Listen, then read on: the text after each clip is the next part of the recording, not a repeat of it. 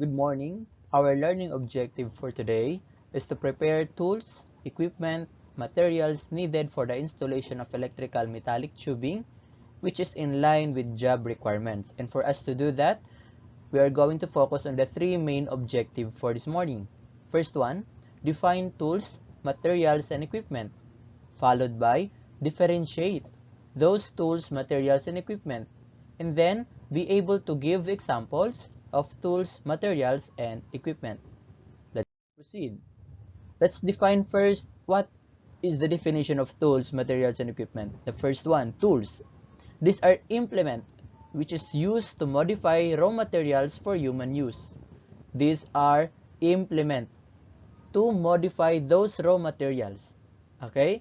And it can be hand tools, meaning short or small tools. We can manipulate these tools using only our bare hands. Next, when we say materials, basically it is the parts or elements used in the making of any electrical construction project. Materials are consumable. Once we use it, then we need to buy or prepare another materials because it is consumable, unlike tools. Next is equipment. When we say equipment, includes any machine powered by electricity, and most commonly, it refers to a set of tools. Set of tools or other object used to achieve a particular objective. Okay? Equipment, these are the key terms. These are machine powered by electricity. Usually, objective is to perform a specific job. While tools, on the other hand, is small. Small tools which we can use using our bare hands and no need to use electricity. Next. Okay, let's start with the electrical tools. Okay, electrical tools can be accomplished systematically to save time, effort, and resources. Most of the work cannot be done using bare hands. And to do the task, electrical tools or equipment are needed to perform the job. And what are those examples of electrical tools? Okay, in your screen, there are different types of screwdriver. We have standard or flat, we have Phillips, stubby, and then Allen screwdriver. But the most common screwdriver are Phillips or the cross-latted and the standard or the flat head screwdriver. Okay? Next, we also have hammers. Hammers has different types like claw hammer, which is unique among the different kinds of hammer because of its claw. Okay? To pull, nail. And then mallet. We also have ball pen hammer. And then aside from hammer, we also have pliers. Okay? These electrical tools also has different types. Like in pliers, we have combination plier, which can perform cutting and twisting, bending, and making loops of wire. On the other hand, we also have side cutting pliers, which is the common function is to cut. Next, we also have long nose plier. Okay, its uniqueness because of its long nose. Okay, to make loops, to twist wire, to reach small or tight spaces. Okay, to reach small objects in a tight spaces. Next, we have wire stripper. Okay, to stripe wire. Okay, to remove insulation. Next is electrician's knife, used by linemen to remove insulation of wire or cables, especially with the high voltage transmission line. Next is portable electric drill. This portable electric drill is also considered as equipment. Okay, aside from being tool. Why? Because it uses electricity. It consists of different parts. And its main function is to drill. Okay, remember the keywords when we say equipment. Perform specific job. And what's the specific job for electric drill? That is to make hole, to drill. Okay, and it use or consume electricity in order to work. Next is hacksaw. Okay, what's the function of hacksaw? Used to cut metal conduit and armored cable. Next is supply. After knowing those common electrical tools, now let's proceed to electrical supply. There are different functions of electrical supply. Like for example, to control the flow of current in an electric circuit, to carry electrical current from the source to the load or current consuming apparatus, to hold and secure wires to its fixtures inside and outside houses and buildings, and also to protect the houses, buildings, appliances, and instruments from any destruction and damage. Those are the main functions or uses of electrical materials. Okay, in the other term, supply. Electrical material or supply. Yes, we have convenience outlet. Okay, device acts as a convenient source of electricity where we inserted our mail plug to the convenience outlet. Next is mail plug. Okay, this device is inserted to convenience outlet to conduct electricity. Okay, next is lamp holder. As you can see, there are different types of lamp holder. Okay, another term is lamp socket. We can also term this lamp holder as receptacle. Okay, what's the function? To hold the lamp, to hold the bulb. Next is switch. What about switch? This is a device that connect and disconnect the flow of electric current. Okay, once we turn off the switch, it disconnect the flow of current, then the bulb will turn to off. Then once we turn it on, it connects again the flow of current, and then the light will turn on. There are different types of switch like surface type, flush type, hanging type. Okay, we also have fuse. Okay, as you remember, one of the main function of electrical materials is to make us safe and to make the electrical gadgets, devices, appliances safe from any danger. Like for example, the function of fuse. Okay, this is a circuit protective device that automatically blow and cut the current when the overload or short circuit happen. Okay, when it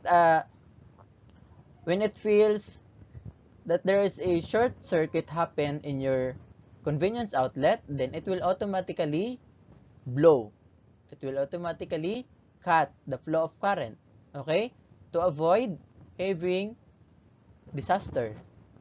Okay, or fire. Next, we have junction box. Okay, the common idea or term for junction box is octagonal shape. Okay, it is where the lamp holder is attached. Then it is also used as a connection of wire inserted in its outlet. Okay, next we have utility box. Okay, there are different types of boxes in electrical. The most common are junction box and utility box. Of course, there are also types like made of metal, made of plastic. And the unique for utility box is it was made its shape is rectangular shape. Okay, then main function of this utility box, the convenience outlet inserted on its surface. Okay, next is circuit breaker. Aside from fuse, we also have circuit breaker. Okay, the more modern, it is more modern compared to fuse, and its function is also to protect the device, and it can automatically blow and cut the flow of current. Okay, to avoid having fire in our house, to avoid of to avoid the damage of our gadgets, because it can automatically cut once it senses that there is overcharge, if there is overload. Okay, if we inserted different devices in a single convenience outlet, and then once it overload, or once there is a short circuit happen, it can cause trouble. It can break or it can cause damage to our gadgets, devices. That's why the function of the circuit breaker is to automatically cut the flow of current. Okay, next, flat cord. This flat cord is common. Okay, this is duplex stranded wire used for temporary wiring installation. From the word duplex, okay, made of two, line 1 and line 2. Okay, that is flat cord, usually for temporary wiring installation. Okay, those are the electrical materials. Another materials that we are using, especially in installing metallic conduit, are lock nuts and bushing, elbow, conduits, boxes. Okay, what are those electrical materials? What are their functions? Number one, lock nuts and bushing. This is used for connecting rigid metal conduit with screw thread, okay, to a non-screw thread box. Later on, or in the next meeting, we are going to deepen about these electrical materials, especially these materials that we are going to use in installing metallic conduit. Okay? Another electrical material is conduits. Conduits is because these are conduit fittings, okay, which are screw thread type and provided with openings and removable cover. The openings provide to make a drawing in of conductors into the conduit. By the way, when we say conduit, it pertains to pipes or tubo. Okay, next, elbow. Elbow is used when a large 90-degree angle bend is required in joining two lines of conduit.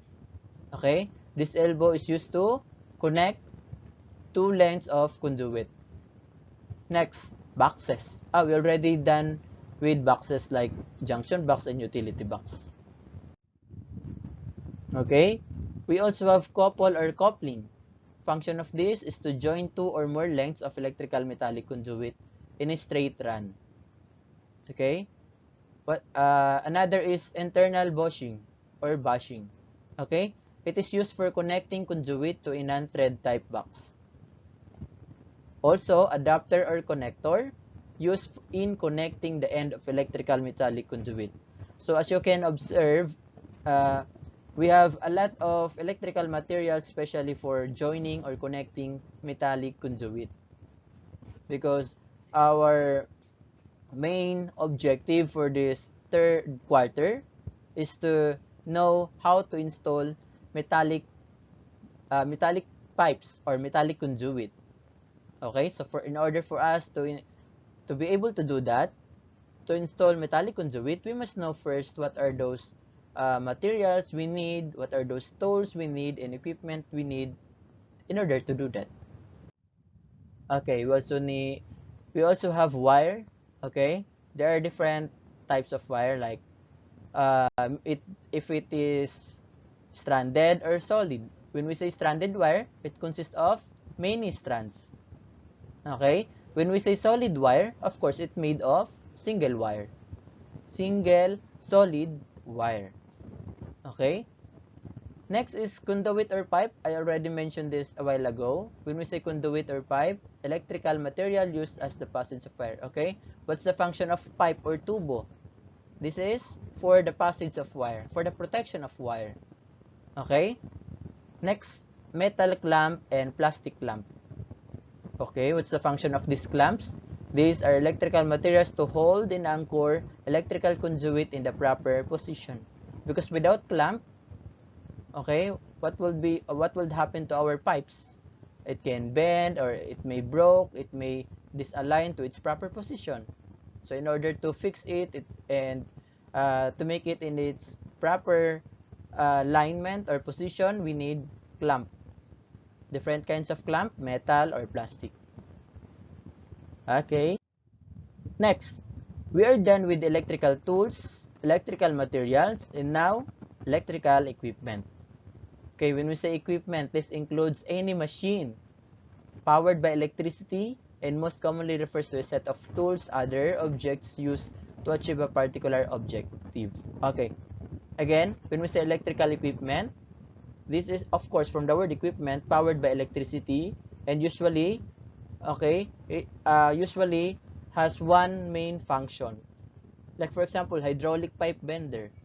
What's the main function of pipe bender? From the name itself, to bend pipe.